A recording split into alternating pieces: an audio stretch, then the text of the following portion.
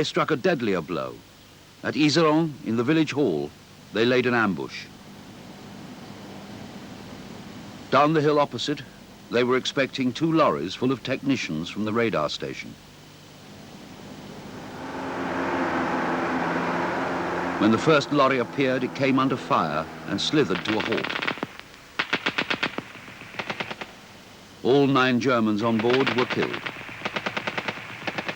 7 men from the other lorry escaped past the cemetery and hid in a sunken lane. They set up a machine gun behind this bank. Minutes later, a lorry with the recruit squad came down the hill, having heard gunfire. They saw the Germans in the lane and leapt out to attack, but were pinned down by the machine gun. Paul Bruyère, their NCO, crept round behind the cemetery to approach the Germans down the sunken lane. Et je suis arrivé là guidé par un jeune d'Iseron qui les avait repérés, qui est monté derrière le poteau qui est derrière moi là, et qui m'a dit je les vois, ils sont ici. Au même moment il y a eu un coup de feu, il est tombé à côté de moi.